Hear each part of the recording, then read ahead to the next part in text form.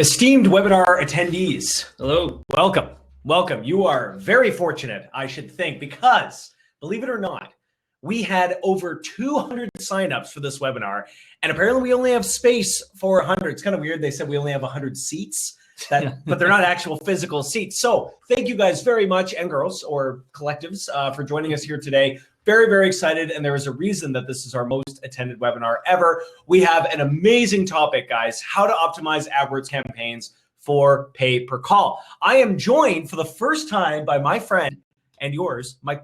Mike, welcome to the webinar. Good afternoon. Yes. Now, the good news, once again, guys, is you won't have to look at us the whole time. I am going to make sure to go to the PowerPoint very quickly here. In the meantime, if I could get anyone, now don't let the bystander effect impact you. There's a bunch of you in here, but I want you to message me and say maybe something nice, but really, can you hear and see us? Seeing important for the PowerPoint, hearing obviously important because, well, we need to do the webinar. So I am seeing a couple yeses, no insults yet, which is awesome. You're all so kind, and they listen to instructions. They must be Publishers Ring Partner. Thanks very much. All right, guys, without further ado, I hope you're doing well. We are too. Let's get going. Nice picture. Oh, you guys, you're not going to get pay bumps by complimenting me once, maybe twice. Okay, let's get going. Mike, I am really, really happy to have you here, guys. Mike has been with Ring Partner now for 6 months, and in the best way possible, I feel like you've been here forever.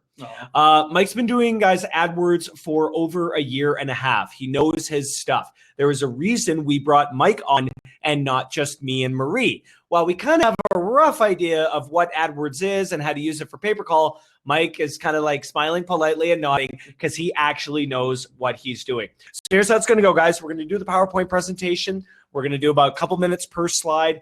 Ask a question. We're going to have time for questions at the end. We won't be able to get to every single one. Don't worry, this is being recorded. And if we don't get to any of your questions, please email me, henry@ringpartner.com, and I'll make sure it does get answered very, very shortly. But we are on the eve of a long weekend, so no time to waste. Mike, let's get into it. What do we got on the remix? Mike, what have we got on the agenda today? Okay, guys, so we're going to start off by understanding the positive effect of using negative keywords in your campaign, quality scores and ad group structure, why less is more, the keys to writing compelling ads and how often you should be testing them, and why I think a certain number per ad group is good, the highs and lows of bidding, and then we're going to finish off with some key metrics and KPIs when you are optimizing your campaigns. Mike, I knew there was a reason we brought you on to this webinar. The amount of organization is far above and beyond what Marie or Taylor and I do. I should stop dragging Marie and Taylor under me with the bus, but regardless, really, really excited about this presentation, guys. Mike, here's a lovely picture of me in a toque with my usual smiling face. Tell us a little bit about negative keywords. Alrighty, so negative keywords are crucial to every campaign that you run, but one of the most overlooked aspects of advertisers' campaigns. To be honest, most of my campaigns have more negative keywords than actual keywords themselves. Going through your search terms report each day is boring and tedious, but I assure you that if you make it part of your daily routine, you will see your cost per clicks go down and your ROI increase. You exclude irrelevant search terms from ever being searched again, which saves you money and lets people search for only what you are offering and what they are interested in. Henry, where do you think you find negative keywords? I find negative keywords in my Google account there. I go to the negative keyword, the little tab there, and there's exact and broad and, oh wait, that's the phrasing. See, I don't know, Mike, where do I find them? I mean, I kind of know, but I thought I find them right next to like phrasing and like what people are searching for. I want to put what they aren't searching for. Yeah, that's exactly right. First off, you can simply just go into Google and type in what you are advertising, and you will be given a ton of results up there, and you can use that to find keywords, which is also another little tip. But anything that comes up in Google results that you don't want, you can add that as a negative keyword. The keyword planner that Google has is also a great place to find negative keywords, and there are also some paid sites like SEMrush, which are excellent and I use every day. The best place that I can recommend, though, is your search terms report, because that actually shows you what the people have searched for. And a little tidbit for you guys. The search terms report is also a great place to find keywords to add to your campaigns, because that shows exactly what phrases they are searching for. Mike, that makes sense. I know a lot of times when I'm talking to pubs, they'll tell me how I should promote that campaign. And to be honest, most of the time I tell them more what not to do when promoting the campaign. Like it's way easier, but at the same time, from a sort of sort of a layman's perspective, sort of a psychological perspective, just think about what the buyer wouldn't want. Like it's way easier to kind of nail that down as opposed to what an ideal customer is rather than what an ideal customer isn't. So makes sense to me. Yeah, no, Ken, so you guys might be wondering why I have this lovely picture here of Henry on a calendar. Yes, I'm wondering that. So I will use that as an example for negative keywords. So say my co-host here, Henry, has a business on the side where he sells calendars that are strictly him wearing a toque. How did you know my side hustle?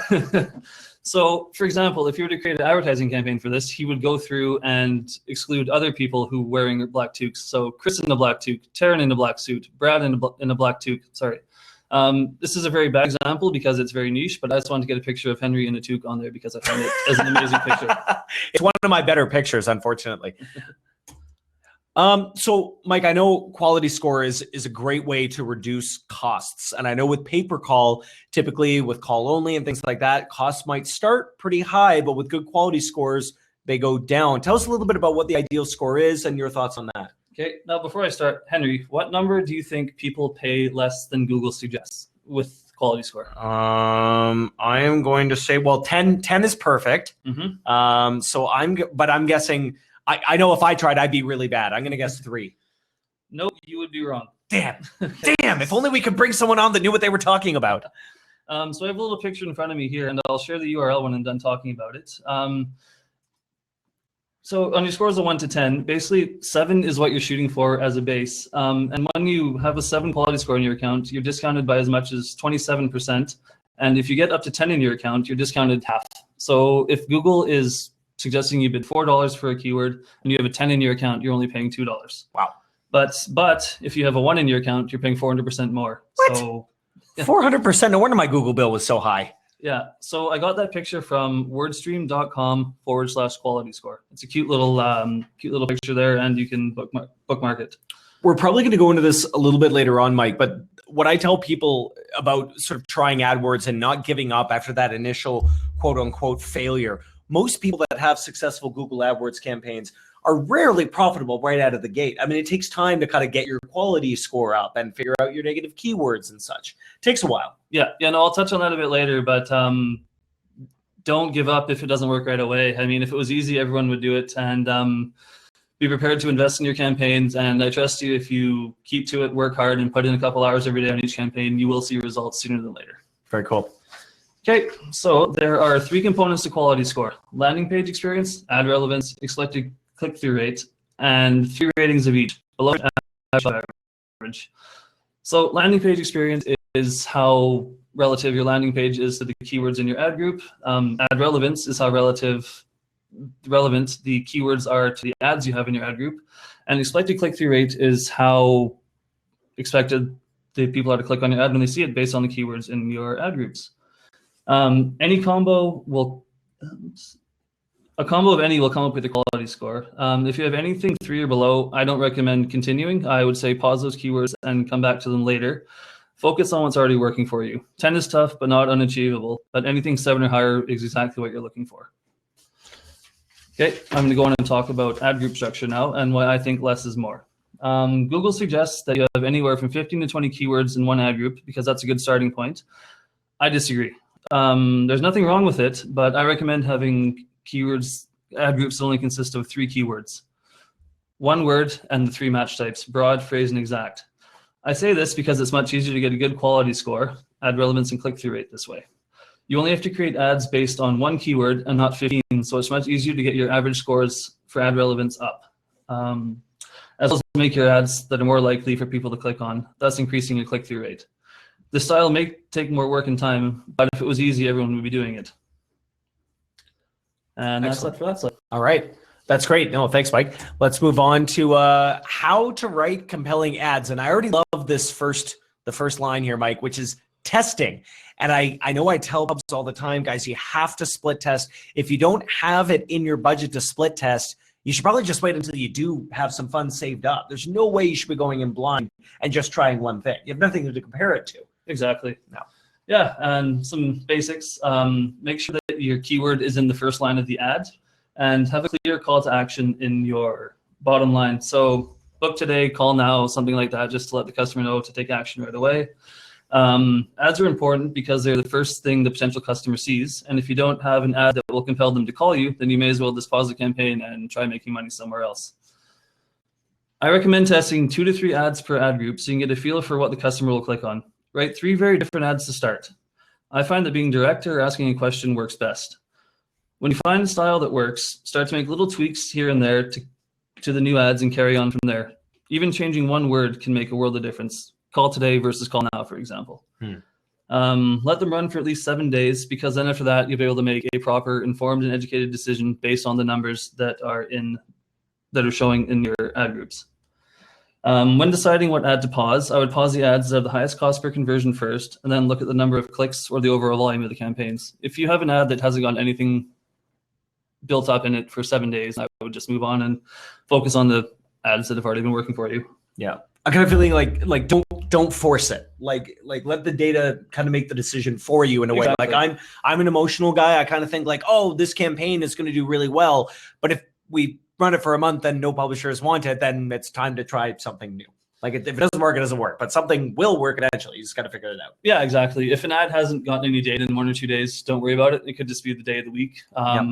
Yeah, I mean, 7 days, you can at least get a chance to run through one day, and then you can make an informed decision after that. Very cool.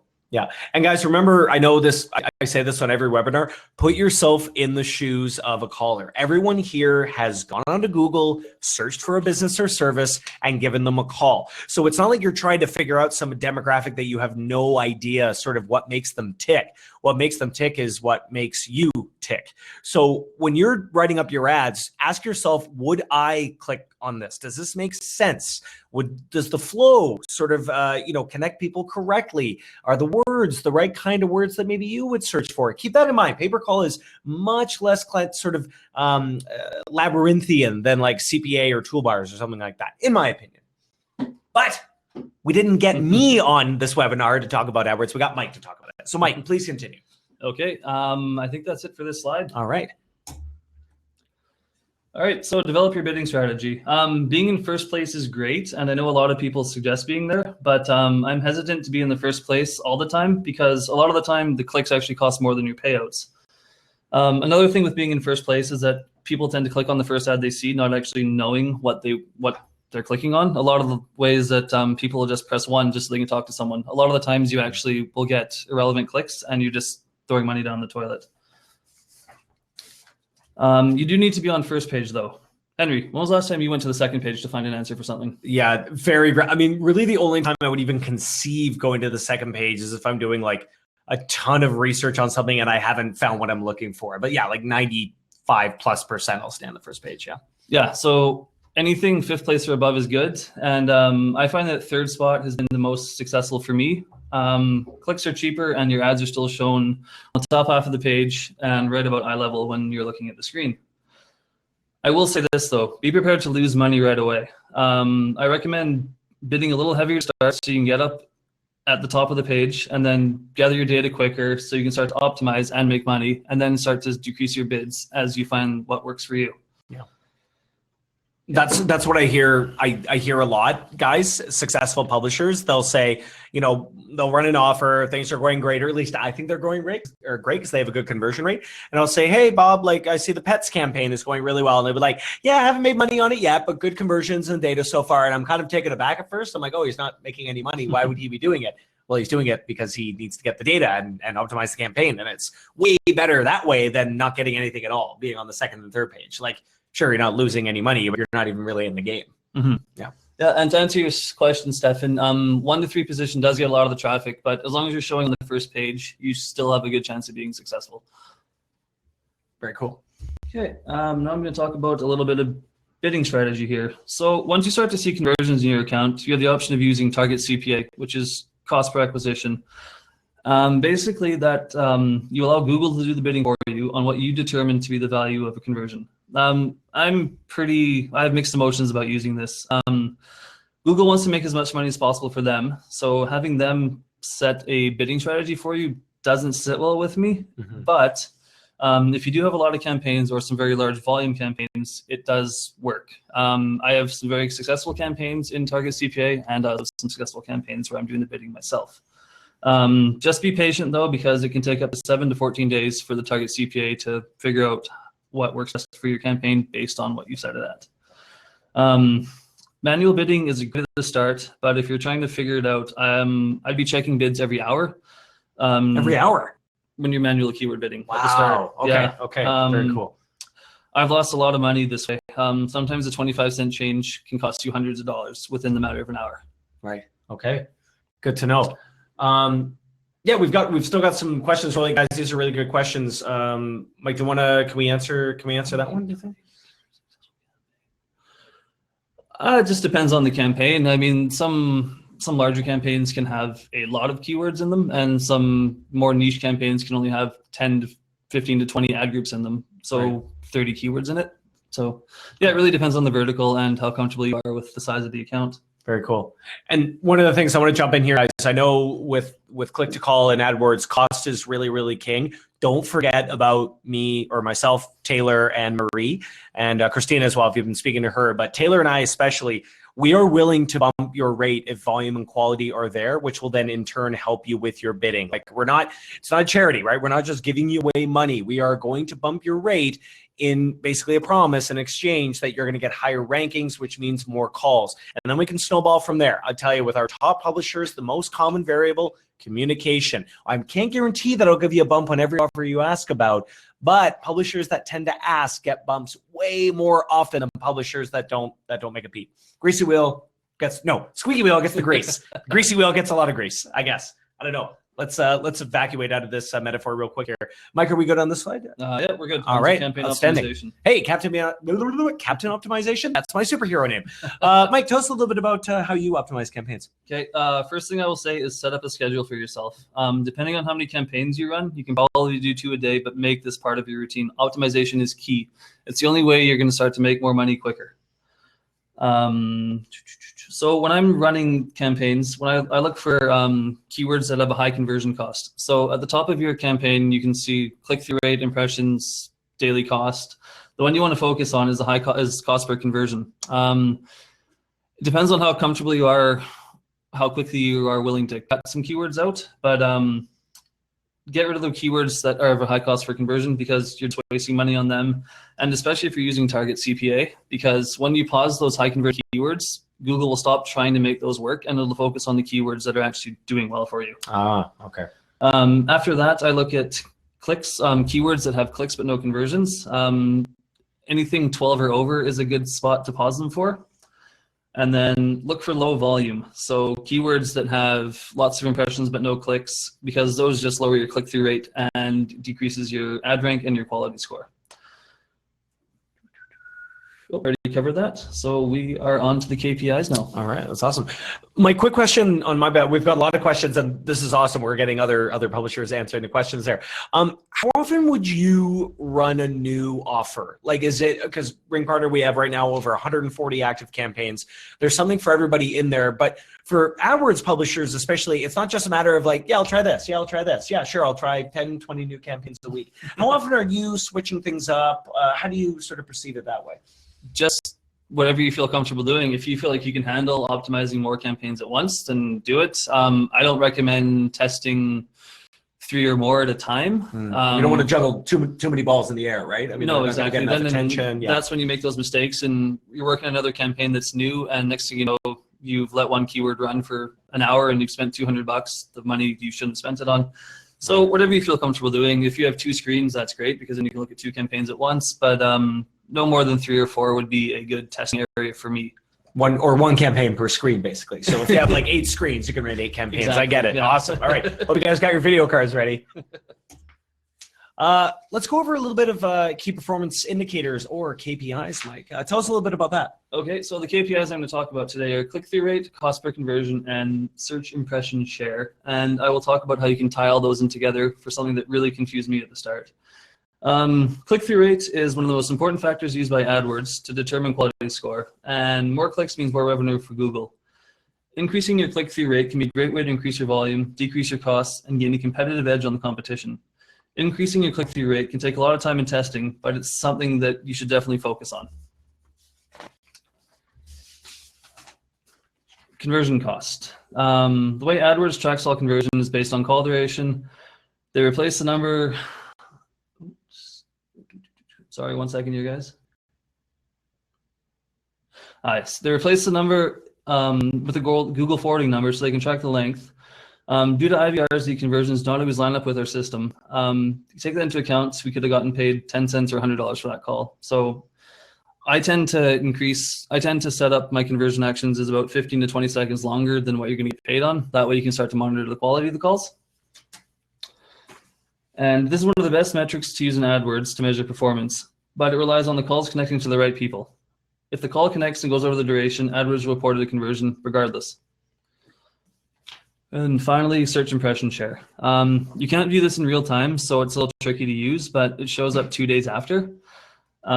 Basically, it lets you see how many impressions you've received in relation to how many impressions you were eligible to, using a percentage. So example, you're profitable on keywords and your search impression share is 25%. This means there's another 75% out there available to you. To get more of these impressions, you likely need to increase your bids. So one of the things that confused me the most was a lot of the times I'd be sitting in first or second place and I would still be well below the first page bid. I always wondered what the relationship with that was, and that has to do with your search impression share. So even though you're showing up in first or second place, but it's still telling you to bid more, the more you bid, the more often you'll be shown in first place. So that was one of the trickier things for me to figure out, and got it figured out, and it's been working out well for me. So search impression share is one of the biggest things I can share with you guys as a way to optimize your keywords and your campaigns. Excellent. And I believe that's everything. Awesome. Guys, we're into the questions period now. We've answered, I think, some of the questions that have been asked. Mike, one of the ones I got an email from a pub who said he couldn't make it. If there was one thing you could sort of know, you wish you knew when you first started AdWords, what would it be? What was sort of like the biggest rookie mistake you can sort of recommend people avoid when it comes to bidding on AdWords for pay-per-call offers in particular? Making decisions too soon. Oh, okay. Okay, jumping the gun. Yeah, exactly. Yeah. Okay. Just got to trust in the process and the system and understand that even though it's not working right away, that you will get there eventually, and just be patient. Obviously, I'm not going to tell you to let campaigns run for 2 weeks and see what happens, but I mean, trust your gut and trust in the process and trust in your skill as a marketer that you will eventually get there and become successful. Cool. We got a really good question here.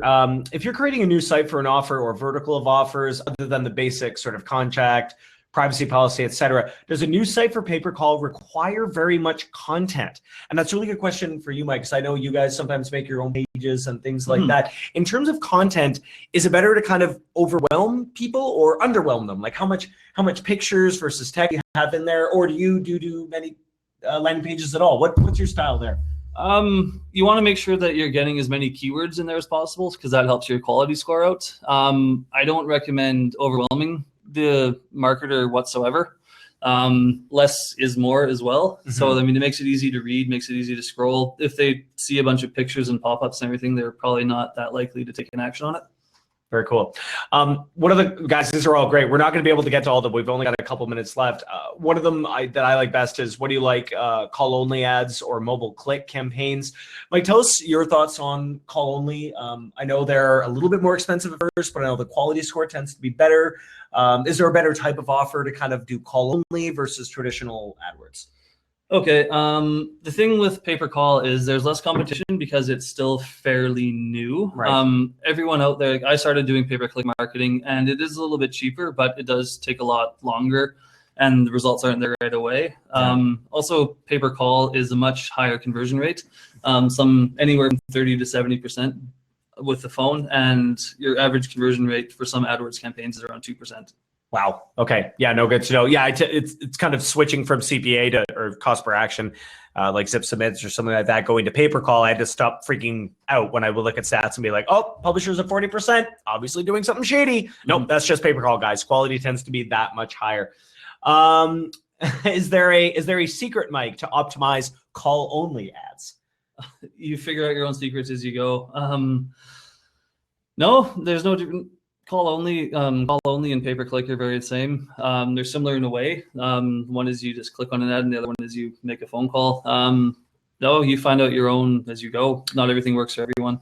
One of the things I've noticed typically is that call only, we tend to see a little bit more volume, certainly a little bit of conversion rate on offers that have a high sense of urgency, simply because if you're looking for something like towing or a locksmith or a plumber, just go through in your head your process of what you would do. You likely wouldn't go to your desktop and like search for 7 different plumbing sites or towing sites. Typically you're going on Google immediately and calling the first or second number that you see, right? I mean, you really, really need that business now. So that's kind of what I think. Guys, we've already hit our time allotted. We didn't get to every question. Mike, is there any sort of final words you wanted to say to our publishers about AdWords and pay-per-call? Yeah, keep reading. One of the best sources I can recommend for learning more is the WordStream blog. Wordstream.com. They have a great blog. Lots of new stuff comes up every day.